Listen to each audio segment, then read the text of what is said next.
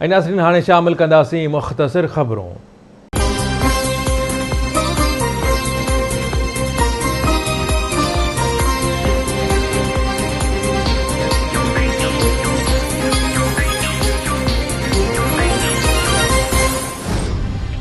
बडाणी में हद दख़लियुनि ख़िलाफ़ आपाशी अमले पारां ऑपरेशन जारी रहियो। बडाणी शाख जे ॿिन्ही पासनि खां ऑपरेशन करे 20 खां वधीक घर ड्राहे पट कया विया। मुतासिरनि ऑपरेशन ख़िलाफ़ एहतिजाज कयो। बदीन में महेरी बिरादरी के माण्हुनि पुलिस ख़िलाफ़ एहतिजाजी मुज़ाहिरो कयो। कड़े गंवर जे रहवासियुनि मुश्ताक महेरी, शफी मोहम्मद, अब्दुल मजीद हाजी अलण, मोहम्मद खान महेरी ऐं ॿियनि ऐवान साफ़त अॻियां एहतिजाज कंदे चयो त नौजवान महबूब सहतो क़त्ल केस में असांजे 3 माण्हुनि खे बेगुनाह गिरफ़्तार करे मथनि केस दाख़िल कयो वियो आहे। बेगुनाहनि खे आज़ाद करे असुल क़ातिलनि खे गिरफ़्तार कयो वियो। बख्शापुर में चोरी जूं वारदातूं रोज़ जो मामूल बणिजी वियूं, जंहिं करे शहरी राति जागी गुज़ारण ते मजबूर। वधंदड़ बदअमनी ख़िलाफ़ शहरियुनि रोज़ खान डोमकी, अब्दुल कादिर, रज़ाक डोमकी, मीर हसन ऐं ॿियनि जी अॻवानी में एहतिजाजी मुज़ाहिरो करे मुतालबो कयो त चोरी थियल मोटरसाइकिलूं वापसि करायूं वञनि। चमड़ वेझो संजर चांग रोड ते मोटरसाइकिल जे टकर में 2 ॼणा वकास आरई ऐं राजू कच्छी ज़ख़्मी, ॻणती जोगी हालत में हैदराबाद अस्पताल मुंतक़िल। दादू जे मेहर तालके में 1 हफ़्तो अॻु मुड़िस हथां क़त्ल थियल नारी अफशां सांद जे खून सां इंसाफ़ लाइ वारसनि समाजी अॻवान शाइस्ता बलोच जी अॻवानी में दादू प्रेस क्लब आॾो एहतिजाजी मुज़ाहिरो कयो वियो। एहतिजाज कंदड़नि मुतालबो कयो त क़त्ल में मुलविस जवाबदारनि खे बिना देर गिरफ़्तार करे कैफ़िर किरदार ताईं पहुचायो वञे। इन सूरत में सॼी सिंध अंदरि एहतिजाजी मुज़ाहिरा कया वेंदा। रखण लॻ वालसाबाद बडरो जे रहवासी मीराली बिरादरी जे माण्हुनि घरनि मथां चढ़ाई ते लगारी बिरादरी जे माण्हुनि ऐं पुलिस ख़िलाफ़ एहतिजाजी मुज़ाहिरो कयो। एहतिजाज जी अॻवानी खमीसो, रब नवाज़, सजाद, निहाला खातून ऐं ॿियनि कई।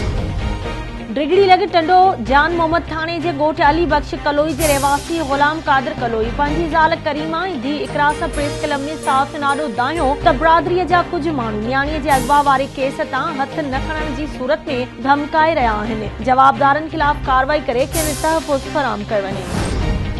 हैदराबाद में होसड़ी वेझो घर ड्राइण वारे अमल ख़िलाफ़ रहवासियुनि एहतिजाजी मुज़ाहिरो करे हैदराबाद बदीन रोड बंदि करे छॾियो। ट्रैफिक मुअत्तल। मुज़ाहिरो कंदड़नि जो चवणु आहे त संदन अझा ड्राहे पट कया विया। सरकार असांखे मुतबादिल घर फराहम करे। याम शोरो में गुज़िरियल ॾींहुं इंडस हाईवे ते रोड हादसे में मेहरान यूनिवर्सिटी मां पास आउट थियल शागिर्द सालिम चांडियो जे फौत थियण वारे वाक़े ख़िलाफ़ शागिर्दनि, शागिर्दियाणियुनि ऐं उस्तादनि यूनिवर्सिटी गेट वटि इंडस हाईवे ते धरणो हणी रोड ब्लॉक करे छॾियो। शागिर्दनि ऐं उस्तादनि मुतालबो कयो त हादसनि खां बचण लाइ यूनिवर्सिटी वटि फ्लाई ओवर ब्रिज ठहिराई वञे।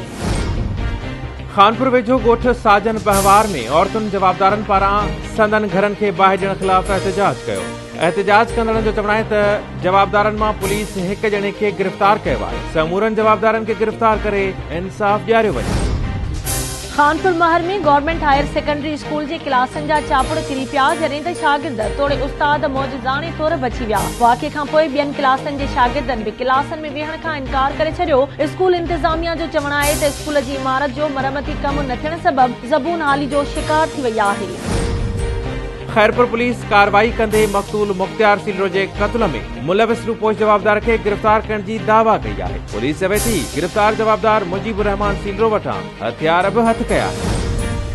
लाड़काणे में पुलिस माल जे 5 वापारियुनि खे गिरफ़्तार करे लॉकअप करे छॾियो। पुलिस वापारियुनि जूं 5 बकरियूं बि काहे वई। असिस्टेंट कमिश्नर ऐं पुलिस जो चवणु आहे त वापारी गैर कानूनी तौर माल जी पिड़ी ते बकरियूं विकिणी रहिया हुआ। मक़सूदो रिंद लॻ ॻोठ मीर मोहम्मद उमरानी में नींगर खे रोलू कुते ॾाढे ज़ख़्मी करे विधो। ज़ख़्मी नींगर आरिफ उमरानी खे अस्पताल मुंतक़िल कयो वियो। मिठियाणी भरिसां ॻोठ रहीम शोरे में 2 धुरियुनि में ॿारनि जी मामूली ॻाल्हि तां झेड़ो थी पियो। कुहाड़ियूं ऐं सिरूं लॻण सबबि 4 ॼणा ज़ख़्मी थी पिया, जिन खे अस्पताल मुंतक़िल कयो वियो। मीरपुर खास जे मीर कॉलोनी में 1 घर खे बाहि लॻी वई। बोरियत मोहसिन शेख जे घर खे बाहि लॻण सबबि समूरो सामान सड़ी रख जो ढेर बणिजी वियो। मीरपुर बठोरो में नौजवान घरेलू अणबण तां आपघात जी कोशिश कई। नौजवान फराज़ मेमण जी तमार दवा पी पंहिंजी ज़िंदगी जो ॾीओ उझाइण जी कोशिश कई। नौजवान खे गणतीअ जोगी हालत में हैदराबाद रेफर कयो वियो। नवाब वली मोहम्मद स्टाफ वटि 2 मोटरसाइकिल में टक्कर जे नतीजे में 2 ॼणा ज़ख़्मी। ज़ख़्मियुनि अमजद कलोड़ो ऐं अख्तर निमाणे पोटे खे नवाब शाह अस्पताल मुंतक़िल कयो वियो।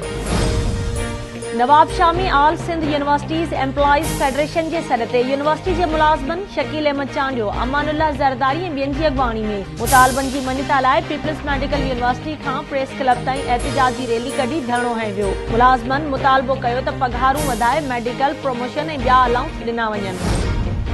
नवाबशाह में IHS जी औरत मुलाज़िमनि ऐं मर्दनि पघारूं न मिलण ख़िलाफ़ एहतिजाज कयो। प्रेस क्लब अॻियां एहतिजाज जी अॻवानी ज़हूर गोरचाणी, ज़ाकिर लुंड, डॉक्टर अनीला, साजिद ज़रदारी, वसीम सियाल ऐं ॿियनि कयो। पीर जो ॻोठ भरिसां आपाशी खाते पारां किंगरी वाह जे कपरनि तां हद दख़लियूं हटाइण लाइ ऑपरेशन कयो वियो। ऑपरेशन दौरान केतिराई घर, दुकान ड्राहे पट कया विया, जॾहिं त मुतासिर सरापा एहतिजाज बणियल आहिनि। शहदादपुर भरिसां आपाशी खाते पारां संघड़ माइनर तां हद दख़लियूं हटाइण लाइ ऑपरेशन कयो वियो। ऑपरेशन दौरान पेट्रोल पंप, ॿ शादी हॉल, ऑयल मिल, माल जे वाड़े समेत केतिराई दुकान गैर कानूनी ॼाणाए ड्राहे पट कया विया। सिजावल जूने जो भरिसां ॻोठ फुलहड़ी में रोलू कुते नौजवान खे ॾाढ़े विधो। नौजवान तुफेल अहमद कल्होड़े खे मीरो खान अस्पताल पहुचाए वैक्सीन कराई वई। अदालती हुक्मनि बावजूदि इंतजामिया कुत्ता मार मुहिम शुरू न कई।